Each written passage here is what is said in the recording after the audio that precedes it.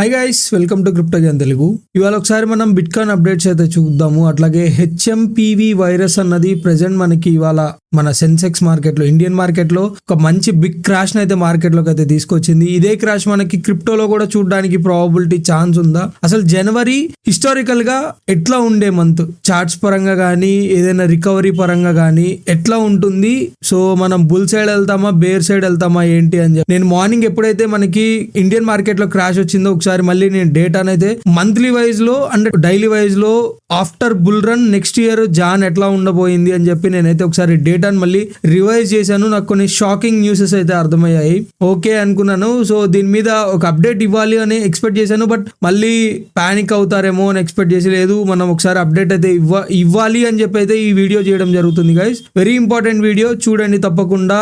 ఇది జస్ట్ దీంట్లో చాలా ఇంపార్టెంట్ థింగ్స్ ఉన్నాయి. బిట్ కాయిన్ లో కొంచెం బేరిష్ కనిపిస్తుంది, అట్లాగే ఆల్ట్ మార్కెట్ క్యాప్ లో మళ్ళీ బుల్లిష్ అయితే కనిపిస్తుంది. వెంటనే వీడియో చూసి సెల్ ఆఫ్స్ అయితే చెయ్యొద్దు. ఒకవేళ బయింగ్స్ చెయ్యాలి అనుకున్న బయింగ్స్ అయితే చెయ్యొద్దు. క్లారిటీగా ఫస్ట్ వీడియోని అయితే ఫుల్ అండ్ డీటెయిల్ లెంత్ లో వీడియోని అయితే చూడండి. దాని తర్వాత మీరు ఏమనుకుంటున్నారు, మీ విజన్ ఏంటి, మీ వ్యూ ఏంటి అని కూడా కామెంట్స్ రూపంలో అయితే తెలియజేయండి. అట్లాగే వీడియో నచ్చితే కనుక లైక్ చేయండి, అట్లాగే షేర్ చేయండి, సబ్స్క్రైబ్ చేసుకోవడం మటుకు మర్చిపోకండి guys. Let's get in to the video. So present మనం ఫస్ట్ మార్కెట్ క్యాప్ చూసుకుంటే కనుక 3.69 ట్రిలియన్ లో అయితే ఉన్నాం. మనకి 24 hours లో 0.2% అయితే మనకి నెగిటివ్ లో కనిపిస్తుంది. అట్లాగే బిట్ కాయిన్ లో చూసుకుంటే కనుక 7.3% అన్నది అప్ సైడ్ మూవ్ కనిపిస్తుంది. అట్లాగే ఎథీరియం 9.2% అండ్ XRP 18%.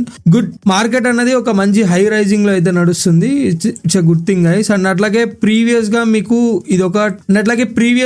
ఇది ఒక ట్రయాంగిల్ ప్యాటర్న్ లో అయితే మూవ్ అవుతుంది చెప్పాను కదా. ఇక్కడ ఒక చిన్న బేరిష్ స్ట్రక్చర్ ని తీసుకొచ్చి మళ్ళీ బుల్లిష్ అయితే అయిపోయింది. అయితే మీరు అట్లాగే ఇక్కడ చూడాల్సిన ఇంకో థింగ్ ఏంటి అని అంటే, ఇక్కడ ఒక మనకి ఇదే ట్రెండ్ లైన్ మనకి రిజెక్షన్ అయితే ఆల్రెడీ 3 times ఇచ్చింది. ఇది 4th టైం అవ్వడానికి ప్రాబిలిటీ ఛాన్స్ అయితే ఉంది. మనం బిట్ కాయిన్ లో బుల్లిష్ స్ట్రక్చర్ చూడాలి అని అంటే దీనిపైన క్యాండిల్ క్లోజింగ్ చూడాలి, అప్పుడే మనం బిట్ కాయిన్ లో బుల్లిష్ స్ట్రక్చర్ అనేది చూస్తాము.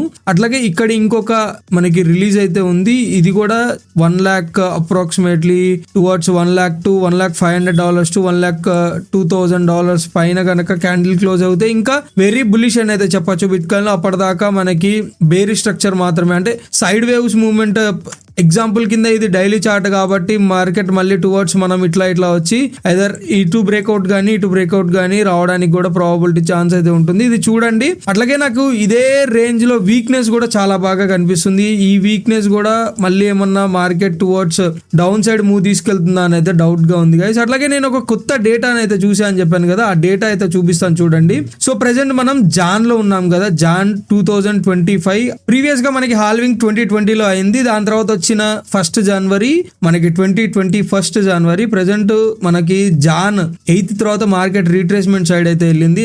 ఎంత పర్సెంటేజ్ తీసుకుంది? డౌన్వర్డ్స్ మూమెంట్ అప్రాక్సిమేట్లీ 30% అయితే మార్కెట్ అయితే కరెక్షన్ తీసుకుంది. ఓకే, 8 days తర్వాత మీకు కనిపిస్తుంది కదా, జాన్ స్టార్టింగ్ నుంచి అప్రాక్సిమేట్లీ $29,000 to $42,000 దాకా అయితే అప్ సైడ్ మూవ్ ఇచ్చింది. దాని తర్వాత 30% అయితే మనకి మళ్ళీ రికవరీ సైడ్ అయితే పట్టుకుంది. దాని తర్వాత మళ్ళీ మనకి నెక్స్ట్ హాల్వింగ్ ఎప్పుడు వచ్చింది? దాని తర్వాత మనకి నెక్స్ట్ హాల్వింగ్ అన్నది జాన్ 2016 అయితే వచ్చింది. దాని తర్వాత మనం 2016 లో అయితే మనకి హాల్వింగ్ అయింది. దాని తర్వాత నెక్స్ట్ జనవరి అనేది 2017 జనవరి. ఇది అక్కడ చూసుకున్నా కానీ అప్రాక్సిమేట్లీ 34% అయితే జాన్ లో కరెక్షన్ అయితే తీసుకుంది గైస్. ఒక్కసారి జనవరిలో మనకి 2024 లో కరెక్షన్ తీసుకుంటే ఇన్ కేస్ మనం ప్రైస్ ఎక్కడ దాకా చూడడానికి ప్రాబబిలిటీ ఛాన్స్ ఉంది అనేది కూడా ఒకసారి అయితే చూడండి. 8 days తర్వాత, సో జనవరిలో 2017 అన్నాం కదా, 17 లో అసలు ఎన్ని రోజులు అప్ సైడ్ మూవ్ అయిన తర్వాత కరెక్షన్ తీసుకుందో కూడా అక్కడ కూడా ఒకసారి అయితే డీటెయిల్డ్ గా అయితే చెక్ చేద్దాము.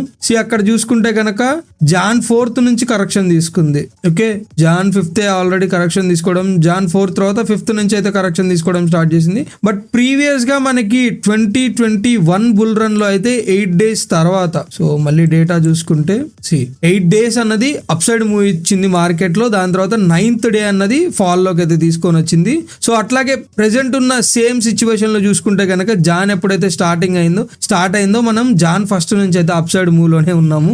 సేమ్ యాజ్ ప్రీవియస్ గా మనకి చార్ట్ ఏదైతే చూపించిందో అట్లాగే మనం ఇవాళ 6th డేలో ఉన్నాము, next 7th day or 8th day. So most probably ఇక్కడ నుంచి బ్రేక్అవుట్ వస్తే సేమ్ అదే 30% అయితే మనకి మార్కెట్ గనక కరెక్షన్ తీసుకుంటే మనం ఎక్కడ దాకా వెళ్ళడానికి ప్రాబబిలిటీ ఛాన్స్ ఉంది అని అంటే గనక మీకు ఇక్కడ ఏం కనిపిస్తుంది చూడండి, అప్రాక్సిమేట్లీ మనం కరెక్షన్ రేంజ్ వచ్చేసరికి 30% తీసుకుంటే $69,225 దాకా కరెక్షన్ తీసుకోవడానికి ప్రాబబిలిటీ ఛాన్స్ ఇంకా ఉంది గైస్. ఎప్పుడు ఉంటుంది 100% అంటే గనక దీనిపైన మనం క్యాండిల్ ఎప్పుడైతే క్లోజ్ చేయలేక ప్రాపర్ క్యాండిల్ క్లోజింగ్ అవ్వాలి guys, just normal candle close అయితే అవ్వదు.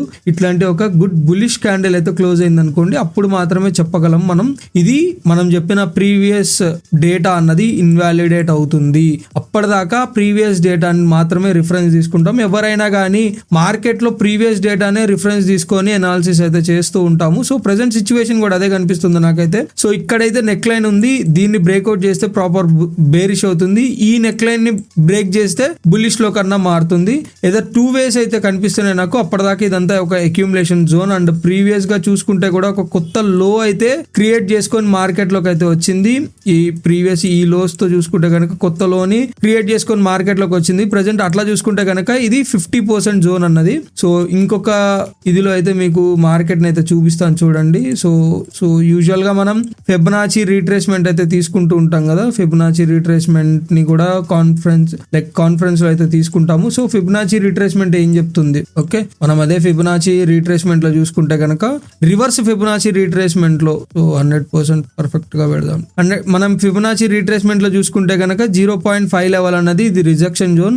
ఈ జోన్ అంటే యూజువల్ గా ఫిబొనాచి రీట్రేస్మెంట్ లో ఇక్కడ దాకా ఛాన్స్ అయితే ఉంది, ఇక్కడ నుంచి కూడా రిజెక్ట్ అయ్యే ప్రాబబిలిటీ ఛాన్సెస్ అయితే ఉంటాయి. ఎందుకంటే పైన క్యాండిల్ అనేది ఇక్కడ ఉంది కాబట్టి దీనికన్నా పైనకి మళ్ళీ క్యాండిల్ అయితే క్లోజ్ అవ్వకూడదు. దీని పైన క్యాండిల్ క్లోజ్ అవ్వనంతసేపు కూడా బేరిషే. సో 2 టర్మ్స్ అయితే చూపిస్తున్నాను, గుర్తుంచుకోండి.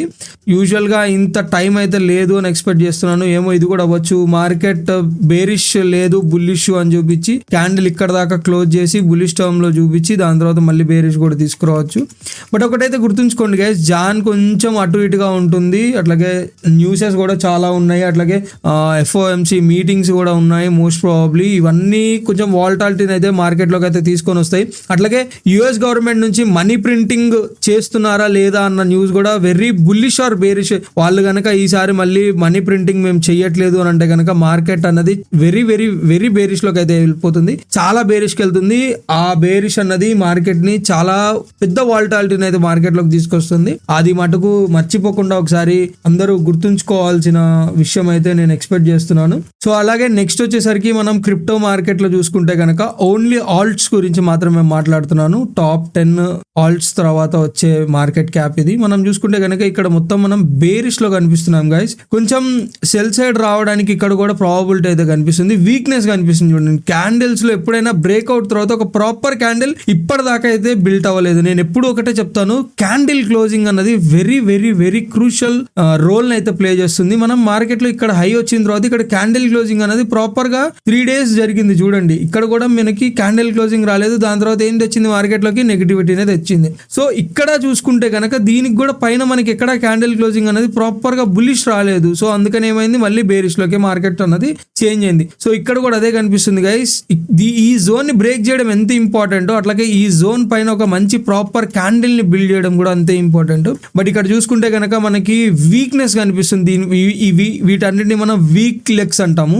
ఈ వీక్నెస్ అయితే ఉండకూడదు మార్కెట్ లో. ఈ వీక్ లెగ్స్ ఉన్నంత సేపు ఇట్లా వీక్ లెగ్స్ ఉంది అని అంటే కనుక ఇది మళ్ళీ మార్కెట్ ని కరెక్షన్ సైడే మూవ్ చేస్తుంది. ఈసారి క్రిప్టో ఆల్ట్ మార్కెట్ క్యాప్ వస్తే కనుక 260 బిలియన్ మార్కెట్ క్యాప్ దాకా అయితే టచ్ చేయడానికి మోస్ట్ ప్రాబబ్లీ ఛాన్స్ అయితే ఉంది. ఎందుకంటే ప్రీవియస్ లో అన్నది మనకి ఇది ఉంది కాబట్టి ఈ లోని ఇట్లా ఇది చేసుకొని వచ్చి మళ్ళీ టువర్డ్స్ ఇక్కడ దాకా అయితే రావడానికి ప్రాబబిలిటీ ఛాన్స్ ఉంటుంది.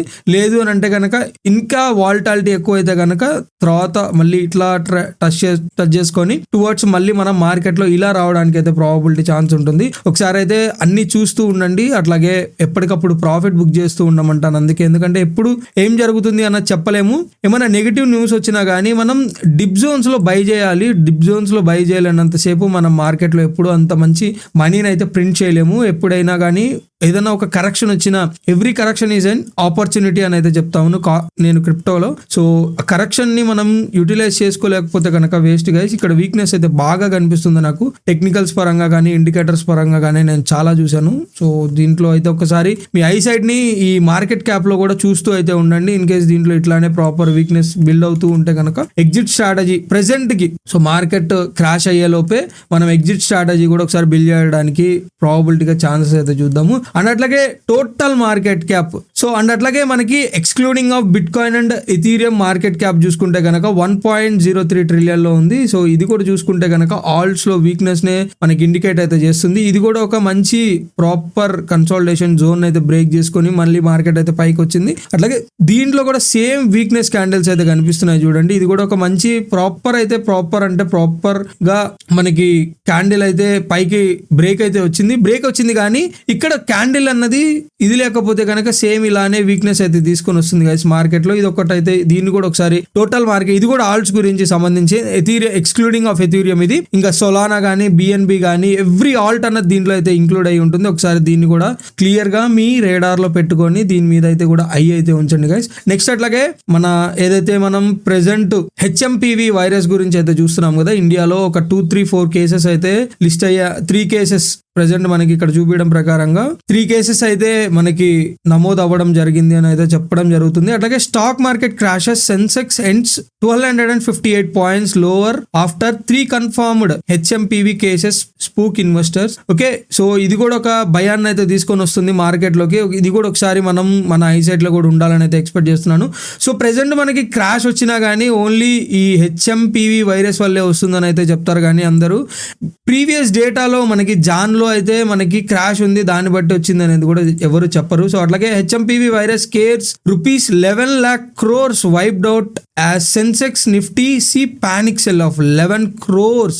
అర్థమవుతుంది కదా, 11 లక్షల కోట్లు. సో 11 లక్షల కోట్లు వైపౌట్ అయ్యాయి. వైపౌట్ అవ్వడం అంటే మనకి ఇంకా మొత్తం అసలు లేవు అని అర్థము. కోట్లు మనకి వైపౌట్ అవ్వడం జరిగింది అంటే లాంగ్స్ కానీ షార్ట్స్ కానీ మనకి ఏవైతే లిక్విడేషన్ అవుతుందో దాన్నే వైపౌట్స్ అయితే అని అంటాము. సో ఇది ఒకసారి మనం కూడా ఇట్లాంటివి మనం కూడా చూడాలి. But crypto present as per no అయితే ఇప్పటిదాకా అయితే స్ట్రాంగే ఉంది. సో దానివల్ల వైరస్ వల్ల అయితే క్రాష్ అయితే నాకైతే ఆ న్యూస్ వల్ల అయితే ఏమీ నెగిటివిటీ కనిపించట్లేదు. ఇంకా చెప్పాలంటే ఆ న్యూస్ అప్పటి నుంచి మనకి ఇంకా పాజిటివిటీ కనిపించింది మార్కెట్ లో. సో ఇది కూడా అయితే చూడండి, మనకి ప్రీవియస్ గా జాన్ లో సెల్ ఆఫ్స్ వచ్చాయి కదా, ఆ సెల్ ఆఫ్స్ వస్తేనే దాన్ని బట్టే ఉంటుంది. వైరస్ వల్ల వచ్చిన సెల్ ఆఫ్ అని చెప్పి పానిక్ అయిపోయి మార్కెట్ లోంచి ఎగ్జిట్ స్ట్రాటజీస్ అప్పుడే బిల్డ్ చేయకండి. సో ఇట్లాంటి వైప్అవుట్స్ ఇది లాస్ట్ ఆల్రెడీ చాలా సార్లు చెప్పాను. ఇక్కడ మనం నిలబడగలిగితేనే నెక్స్ట్ మనం బుల్ రన్ అయితే ఒక మంచి ఎక్స్పోనెన్షియల్ మూవ్ బుల్ రన్ అయితే చూడగలము. ఇక్కడ మనం నిలబడలేదు అని అంటే కనుక మనం ఆ బుల్ రన్ ని చూడడానికి కళలోనే చూస్తాము. ఇంకా ఇంతే గైస్ ఇవాళ వీడియో అయితే. ఇన్ కేస్ మీ వ్యూస్ ఏమన్నా ఉంటే ఈ హెచ్ఎంపివి వైరస్ గురించి కానీ లేకపోతే మార్కెట్ కండిషన్స్ ఏమనుకుంటున్నారు, మీరు బుల్లిష్ ఉన్నారా బేరిష్ ఉన్నారా? బుల్లిష్ ఉంటే బుల్లిష్ అని కామెంట్ చేయండి, బేరిష్ ఉంటే బేరిష్ అని కామెంట్ చేయండి. మీ సెంటిమెంట్ కూడా ఎలా ఉందో ఒకసారి నేనైతే చూస్తాను. దాన్ని బట్టి కూడా మళ్ళీ ఏమన్నా కొత్త అనాలిసిస్ ఉన్నా కానీ నేనైతే మీకు టెలిగ్రామ్ గ్రూప్ లో అయితే కింద టెలిగ్రామ్ లింక్ అయితే ఉంటుంది, జాయిన్ అయిపోండి. దాంట్లో మాత్రమే ఫస్ట్ అప్డేట్ అయితే ఇస్తాను. సో మీ వ్యూస్ కూడా ఏమున్నాయో తెలియాలి అనుకుంటున్నాను నేనైతే. కామెంట్స్ రూపంలో అయితే తప్పకుండా బుల్లిష్ ఆర్ బేరిష్ అని చెప్పి కామెంట్స్ రూపంలో తెలియజేయండి. That's it for the day guys. Hope you guys like my video. Thank you. Signing off.